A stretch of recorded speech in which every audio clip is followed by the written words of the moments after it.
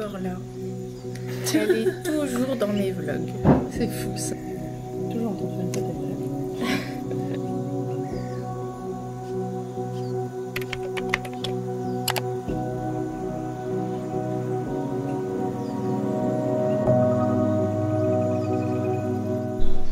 Je vous retrouve. Ah, j'ai pas mis ça. Peut-être que pour le micro ce sera mieux s'il y a du vent. Bon, j'espère que ça marche. J'ai mis le truc pour éviter que le vent ça dérange, mais je n'en sais rien si ça va bien marcher. Je vous reprends pour vous parler un peu de mes lectures en cours du coup. Donc là en ce moment j'ai pas de livre papier, je vais vous montrer ensuite les livres que j'ai amenés ici. Par contre je lis 2 livres en numérique, enfin 3 si on compte mon livre audio. Donc en numérique, en tout premier, je lis du coup Dans ton regard le tome 2. On est sur la suite du premier tome de Belinda Bond-Smith. J'arrive pas à le dire, Bond-Smith. On est ici sur une romance assez classique milliardaire où on a du coup un couple entre un milliardaire et une serveuse. Et là dans le deuxième tome, il s'est passé quelque chose qui fait que ils se parlent plus trop et voilà, je vous laisse voir le premier tome. Mais du coup, le début, voilà, pendant longtemps genre ils se parlent plus et c'est la partie qui est la moins intéressante, mais pour ensuite retrouver une bonne partie. Donc j'attends un peu de voir à quel moment on va avoir un rebondissement et ça va repartir un peu dans l'intrigue qu'on avait dans le tome 1. Je lis aussi en même temps un livre que j'ai reçu en service presse aussi du coup en numérique qui s'appelle Guys Girl. Ici on est sur une histoire assez bizarre en fait, j'ai pas tout compris. On est sur l'histoire de Ginny Murphy. On est sur une histoire d'amour qui n'est pas vraiment une histoire d'amour. On va avoir 2 jeunes qui pour des raisons très différentes l'un de l'autre ne sont pas pour tomber amoureux ou même avoir une histoire avec quelqu'un. Et sauf que ils s'aiment quand même vraiment beaucoup, donc c'est à savoir s'ils vont décider plutôt l'amitié ou plutôt l'amour. Ça c'est dans les grandes lignes, mais après dès le tout début du roman, il y a l'autrice qui nous informe qu'elle a été atteinte d'anorexie et ensuite de boulimie et que ça a vraiment du coup marqué sa vie, que c'est quelque chose qui a été très difficile et qu'elle a écrit ce livre dans le but aussi d'en parler. Et effectivement du coup Ginny Murphy, qui est donc le personnage principal, je sens qu'elle est atteinte d'anorexie, si je dis pas de bêtises, mais en même temps dans la description elle parlait plutôt du fait qu'elle voulait parler de la boulimie, donc à voir, peut-être qu'il va y avoir les deux, donc ça va être un sujet compliqué et sombre mais aussi essentiel. Et c'est ce qu'elle disait, c'est qu'en gros dans les retours qu'on lui avait fait du livre, souvent on lui parlait du fait qu'il y avait peu de représentation en fait de cette maladie dans les livres, et du coup moi je suis contente de pouvoir lire ça, mais j'ai un petit peu peur de à quel point ça va me toucher ou pas. Pour l'instant je trouve que l'écriture est assez originale, chaque chapitre est très très court. On est sur une écriture plutôt simple mais au présent et à la 3e personne du singulier, ce qui est quand même notable. Ouais, je crois que c'est au présent, et à 3e personne. Vous savez à quel point j'aime les histoires écrites à la 3e personne, ce qu'on n'a pas assez à mon goût en romance, mais je sais que je suis un petit peu un cas isolé. D'ailleurs n'hésitez pas à me mettre en commentaire si vous préférez plutôt les histoires écrites à la 1re personne ou à la 3e personne. Donc voilà, je lis un petit peu ça, j'en suis au tout début et pour le moment c'est assez intriguant parce que du coup il y a Ginny Murphy qui vient de revoir ses amis de la fac et donc ses 3 amis garçons, et en fait elle les analyse, elle les clash chacun un petit peu, et j'ai trouvé ça assez original le début. Bref, ce livre m'intrigue beaucoup et je suis trop contente de l'avoir reçu en service presse. J'ai pas commencé, mais j'ai aussi reçu en service presse La tendresse des catastrophes de Martin Page. Donc c'est un livre que j'avais vu comme dans la pile à lire de Alex Bouquin en Prada, qui me donnait très envie. Ça a l'air d'être pareil, une histoire d'amour, mais qui parle pas que de ça, et puis plutôt de la fiction adulte qu'une romance en tant que telle. Et en ce moment j'ai envie d'aller vers ce type de livre, donc je l'ai demandé en service presse et je l'ai reçu du coup en service presse numérique. Je lis pour le coup, parce que du coup La tendresse des catastrophes je l'ai pas encore commencé. Je lis aussi The Honeymoon Romance de Louise Helm. Donc ça je l'ai reçu en service presse audio des éditions Lizzie. Et on est sur une histoire où on a une jeune femme qui, j'ai pas trop compris pourquoi elle avait quitté son fiancé, mari devant l'église. Mais en tout cas ce qui est sûr c'est qu'on sent qu'il y a quelque chose qui s'est passé. Soit il lui a menti, il l'a trompé si j'ai bien compris, avec son assistant. Et en même temps ça avait l'air d'être quelqu'un d'assez toxique. Et elle se retrouve à se morfondre un petit peu, à se dire bah, voilà, tout m'a réussi dans la vie et je comprends pas pourquoi aujourd'hui tout part en cacahuète. et sa meilleure amie va la pousser à partir en voyage de lune de miel avec un inconnu. Et je pense qu'il va y avoir une petite romance entre les deux. Au début, j'étais pas persuadée, enfin je l'ai demandé en service res en mode ça peut être sympa, puis après quand je l'ai reçu, je me suis dit ouais, mais en même temps j'ai pas trop envie de retourner vers des romances un peu de ce type. Et puis en fait j'ai commencé et le livre audio est assez incroyable. J'adore la voix de la jeune fille. C'est vraiment que le début et puis il y a des trucs pas très logiques dans l'histoire, dans le style. En fait il se passe ça, genre elle le quitte devant l'hôtel, puis ensuite il y a tout un passage où elle parle d'une personne âgée qui est pas son grand-père si je dis bien de bêtises, mais avec qui elle est très très proche et qui atteint d'un cancer et qui va mourir et qui va lui dire non mais il faut que tu te morfondes pas. Puis ensuite on revient sur l'histoire avec la lune de miel. Donc voilà, au niveau de la cohérence du début c'était pas forcément simple, mais alors la voix de la jeune femme c'est juste incroyable. Je lis ça aussi en livre audio, j'ai aussi un autre livre audio en service presse aussi, mais je vais pas vous en parler trop ici parce que je l'ai pas commencé, donc voilà, on gardera ça pour d'autres vlogs. Et en termes de livres que j'ai pris ici, alors le premier livre je vais pas trop vous en parler non plus parce que c'est pour un autre vlog qui est en parallèle et qui s'effectue sur de longs mois. Donc j'ai After Our Ashes avec moi de Amélie C. Astier, je fais un vlog uniquement sur Amélie C. Astier. Et après j'ai pris des romances contemporaines parce qu'en ce moment c'est vrai... Ah non, il y en a une, c'est pas une romance contemporaine, mais qui fait un peu contemporain quand même, parce que c'est ce que j'ai envie de lire. Alors déjà j'aimerais me mettre à jour, même si la saison est un petit peu dépassée sur cette saga, donc j'ai pris Un hiver pour te résister. Au début je me suis dit bah prends un printemps et lis le printemps sans avoir lu l'hiver, et puis en fait dans ma tête de très scolaire j'avais besoin de les lire dans l'ordre, donc j'ai pris celui-là.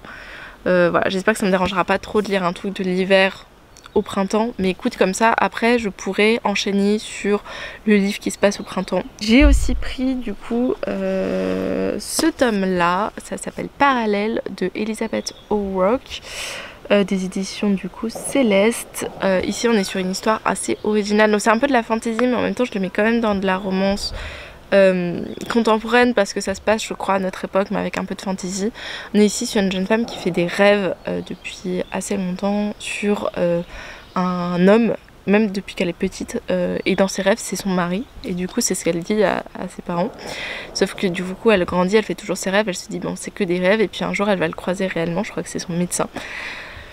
Alors ce que ça va donner, c'est juste un tome 1, le tome 2 va pas trop tarder à sortir, mais j'avais envie de me faire une idée un petit peu de cette saga, je sais pas pourquoi il me donne tellement envie, je me le suis procuré au Festival du Livre de Paris, et puis je me dis faut que je me lance dedans, donc voilà, c'est les deux petits livres que j'ai, enfin les 3 livres que j'ai pris avec moi, ce qui est déjà énorme pour un week-end de 4 jours. Je lis aussi Excuse Chronicles, je vous en avais parlé dans un réel des sorties littéraires qui me donnaient envie.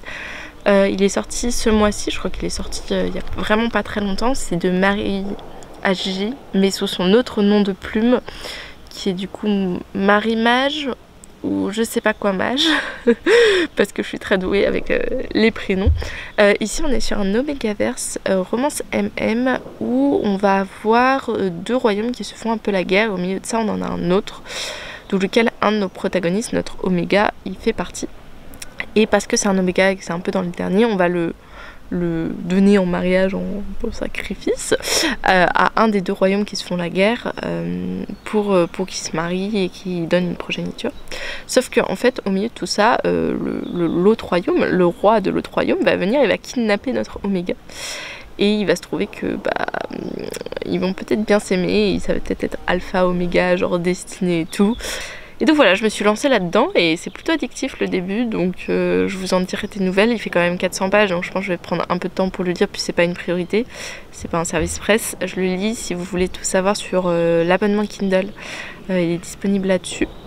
En ce moment je me suis pris un abonnement Nextory et Kindle, donc ça me fait un petit peu beaucoup, mais Kindle c'est parce que du coup toutes les sorties des autrices autopubliées que j'aimerais soutenir sortent là-bas, et du coup pour moi c'est beaucoup plus simple en termes de budget et que j'ai envie quand même un peu de les soutenir. Et Nextory c'est pour les livres audio quand j'ai pas de service presse, et aussi comme ça permet de compléter aussi par exemple avec des lectures BD ou ce genre de choses qui sont plutôt pas mal. Donc voilà, je lis en ce moment sur Nextory, je lis rien, mais je viens de finir du coup le livre audio Hunger Games, qui, bon, vous verrez ma critique bientôt, mais ça n'a pas été une grande réussite, hein. En même temps, je cherche les problèmes, je me dis tout le monde a aimé, donc forcément je vais aimer, sauf que moi j'aime pas plus que ça Hunger Games. Enfin, j'ai bien aimé les premiers, il y avait plein de choses à dire qui étaient vraiment bien et je comprends pourquoi les gens sont à fond dans cet univers. Mais moi, pas au point de lire les préquels et d'être à fond, genre moi tout le monde qui meurt, mais ça m'a rendu triste en fait. Pour le moment, plein de lectures en perspective, donc je vais me prendre quelques temps pour aller lire et après je crois qu'on va faire de la pétanque en famille. Là tout le monde fait la sieste, moi j'ai toujours détesté faire la sieste, je lis à la place, enfin j'ai monté un peu une vidéo. Mais après on va faire de la pétanque il me semble, donc ça va être sympa. Je sais pas où on va en faire mais on va en faire.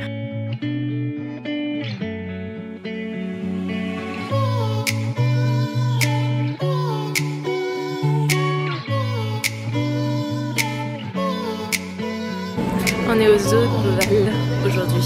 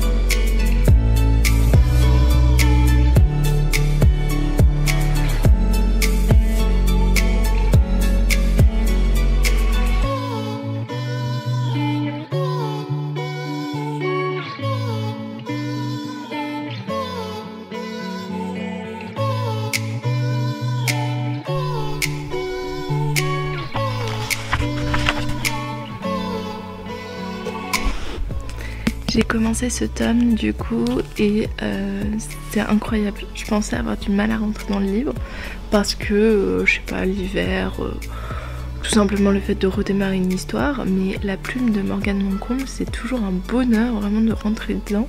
C'est hyper bien écrit, c'est addictif et surtout, enfin je sais pas, tu rentres direct dans la plume, il n'y a pas de souci quoi.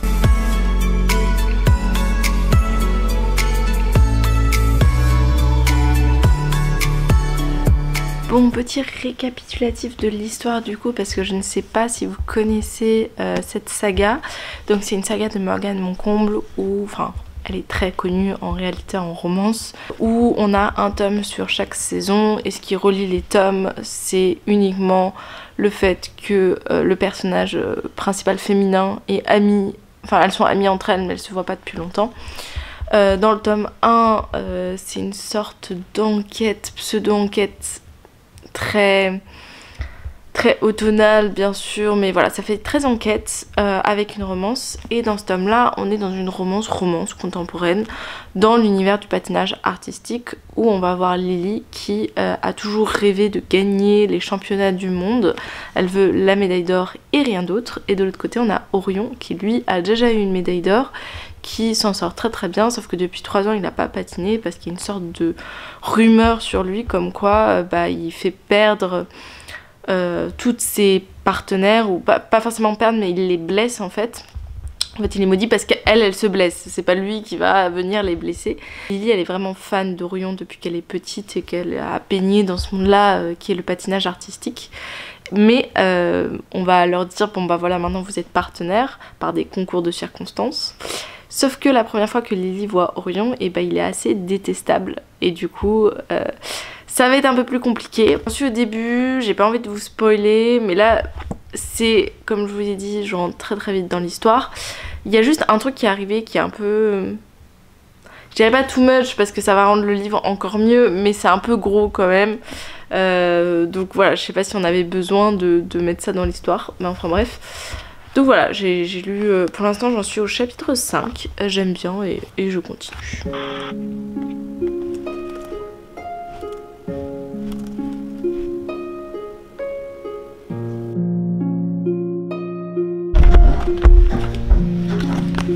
Ça doit être sad. Ça moi. Quand je pense ok, c'est bon, c'est toi qui as ouvert les hostilités, je n'aurais. J'ai pas fait. Je veux dire, j'ai pas. C'est juste, j'ai eu cette carte. J'ai perdu. Oui, justement, c'était pour ça que je me posais la question est-ce que je continue?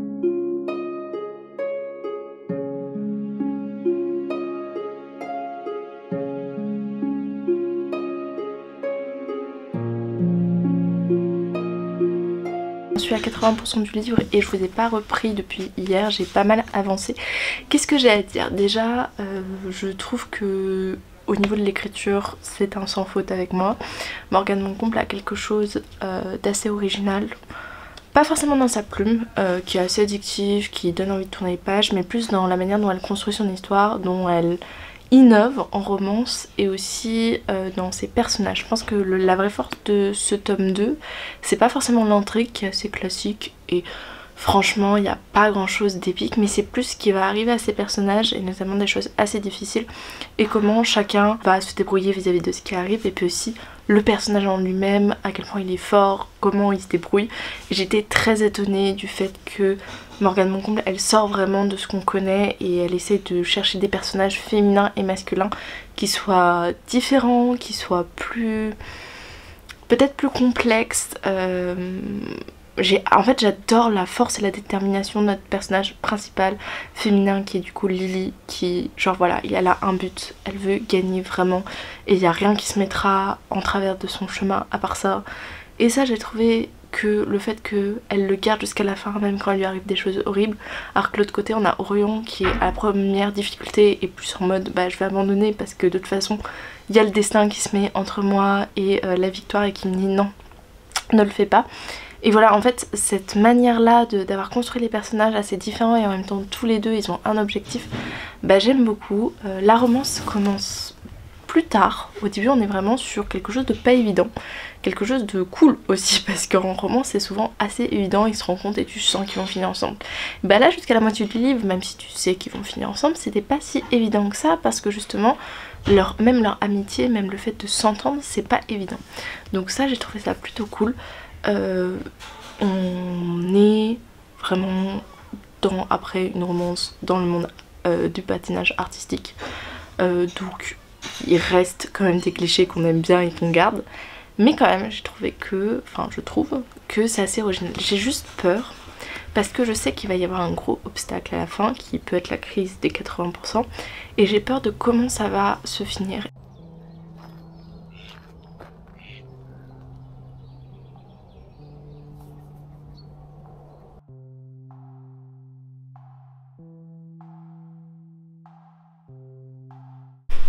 Je viens de rentrer chez moi, vous allez avoir le bruit derrière de ma machine à laver, non vraiment c'est le dernier petit plan pour terminer ce vlog. J'ai terminé du coup cet après-midi avant de partir et de prendre le train du coup pour rentrer chez moi. J'ai terminé Un hiver pour te résister.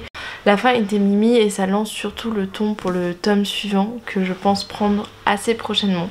J'aimerais bien le lire au printemps et pour moi le printemps ça se finit un peu fin mai parce qu'ensuite c'est juin, on commence à parler de l'été etc. Donc j'aimerais bien pouvoir me lire du coup le 3e tome pour fin mai, donc je vais probablement m'y mettre cette semaine ou la semaine prochaine. Mais voilà, ça m'a donné de l'élan pour lire la suite, même si je sais que ce sera très très différent. Et je pense que c'est ça surtout, je comprends pas trop pourquoi c'est une saga, parce que vraiment chaque tome a vraiment une ambiance qui est différente. À la fois c'est cool parce que du coup tu retrouves la plume de Morgane Moncomble, tu sais qu'il va y avoir plein de tropes, plein de sujets et de thématiques qui vont être abordés, qui peuvent être vraiment intéressantes et cool et qui sont différentes. Et à la fois tu retrouves quand même un peu les protagonistes du premier tome et les protagonistes des tomes 2 et 3, même si c'est pas non plus beaucoup mis en avant.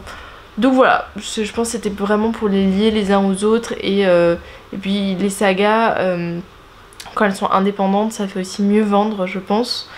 Donc à voir comment va être le tome 3, c'est celui qui est préféré donc potentiellement je vais passer un très bon moment. En tout cas les tomes me donnent plus envie que le tome 2 et j'ai passé un très bon moment avec ce tome 2 donc à voir.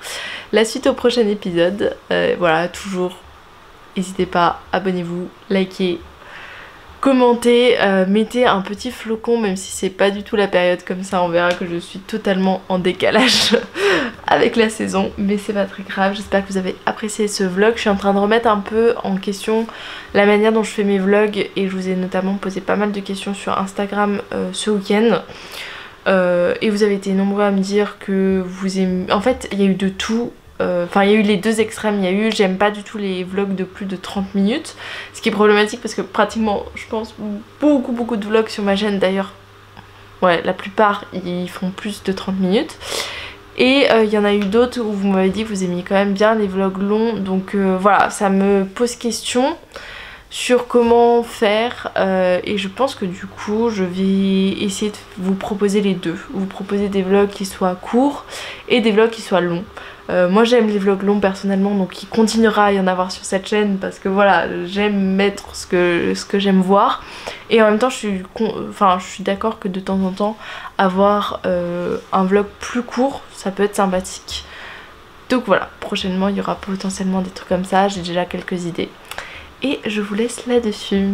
Salut!